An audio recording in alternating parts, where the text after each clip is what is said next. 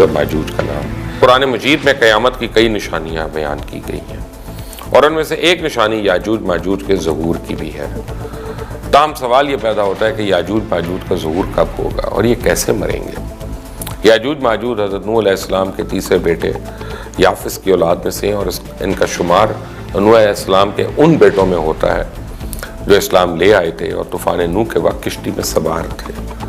ये इंसानी नस्ल के दो बड़े वहशी कबीले गुजर चुके हैं जो अपने इर्द गिर्द रहने वालों पर बहुत ही जुल्म और ज़्यादतियाँ करते रहे और इंसानी बस्तियाँ तक ताराज कर देते थे। कुरान मजीद की आयात और तौरात के मुताले और तारीख़ी शवाहिद से भी मालूम होता है कि ये लोग शुमाल मशरक़ी एशिया में ज़िंदगी बसर करते थे और अपने वहशियाना हमलों के नतीजे में एशिया के जनूबी और मगरबी इलाकों में मुसीबत बर्पा करते थे। बाज़ तारीखदानों ने इनके रिहायशी इलाके को मॉस्को और टोबलसेक के आस पास बताया और बाज़ का ख्याल है कि याजूज माजूज के शहर तिब्बत और चीन के बहरे मुंजबत शुमाली तक और मशरिक और मगरब में तुर्किस्तान तक फैले हुए हैं।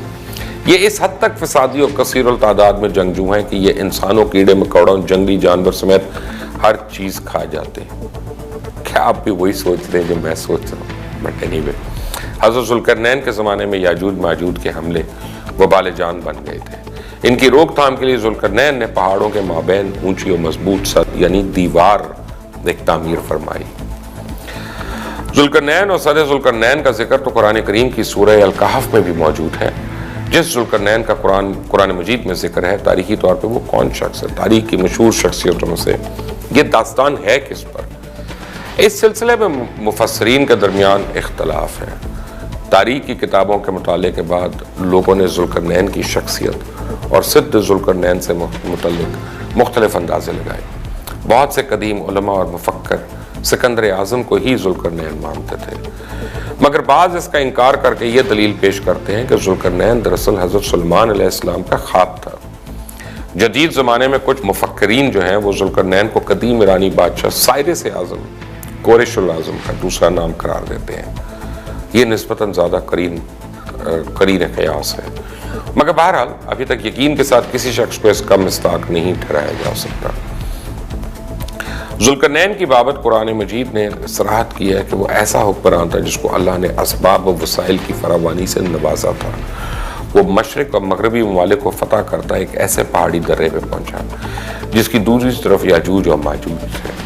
कुरान करीम की सूरह कहफ में बहवाला याजूज माजूज ज़ुल्करनैन के हालात बयान करते हुए फरमाया गया कि जब अपनी शुमाली मुहिम के दौरान 100 दीवारों यानी पहाड़ों के दरमियान पहुंचा तो वहाँ उसे एक ऐसी कौम मिली जिसकी ज़ुबान नाकाबिल फ़हम थी। जब तर्जुमान के ज़रिए गुफ्तगू हुई तो उन्होंने अर्ज़ किया कि याजूज माजूज इस सरज़मीन पर फ़साद फैलाते हैं, लिहाजा तो हमारे और इनके दरमियान एक सद दीवार तायम कर दें। चुनांचे फिर यह तफसील है कि किस तरह ज़ुल्करनैन ने उस कौम को याजूज माजूज की यलगार से बचाने के लिए एक दीवार बनाई, और जो दीवार बनाई गई वो कोई ख्याली या मानवी नहीं बल्कि हकीकी और यानी हकीकी दीवार है जो कि लोहे और पिघले हुए तांबे से बनाई गई थी, जिसे वक्ती तौर पे याजूज माजूज का फितना ठप किया। जब यह दीवार तामीर हो गई तो ज़ुल्करनैन ने अल्लाह का शुक्र अदा किया जिसने यह दीवार बनाने और लोगों को आए दिन की परेशानियों से निजात दिलाने की तौफीक बख्शी, मगर साथ ही लोगों को यह भी बता दिया था कि यह दीवार अगरचे बहुत मजबूत और मुस्तहकम है, लाजवाल नहीं। जो चीज़ भी बनी है बिला आखिर फना होने वाली है, और जब मेरे रब के वादे का वक्त करीब आएगा तो वो इसको पैबंद खाक कर देगा, और मेरे रब का वादा बरहक है। रही ये बात कि सिद्ध ज़ुल्करनैन कहाँ वाक़या है, तो इसमें भी इख्तलाफात है, क्योंकि आज तक ऐसी 5 दीवारें मालूम हो चुकी हैं जो मुख्तलिफ बादशाहों ने मुख्तलिफ इलाकों में मुख्तलिफ अदवार में जंगजू कौमों से हमले से बचाने के लिए बनवाई थी। इनमें सबसे ज़्यादा मशहूर दीवारें चीन है, जिसकी लंबाई का अंदाज़ा 1200 मील से लेकर 1500 मील तक किया गया और अब तक मौजूद है। लेकिन वाज़ेह रहे कि दीवारें चीन लोहे और तांबे से बनी हुई नहीं है, ना वो किसी छोटे कोहिस्तानी दर्रे में है, वो एक आम मसाले से बनी हुई दीवार है। बाज़ का इसरार है कि ये वही दीवार है जो यमन में है। ये मारब ठीक है कि दीवार मारब एक कोहिस्तानी दर्रे में बनाई गई, लेकिन उस सैलाब को रोकने के लिए और पानी का ज़ख़ीरा करने के लिए बनाई।